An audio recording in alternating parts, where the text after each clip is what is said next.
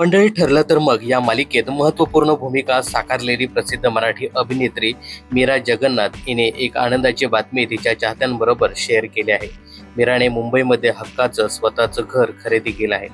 नुकतेच मीराने तिच्या नवीन घरात गृहप्रवेश केला. गृहप्रवेशाच्या अगोदर तिने वास्तुशांती पूजा केली. या संदर्भातील काही फोटोज आणि व्हिडिओज तिने सोशल मीडियावर शेअर केलेत.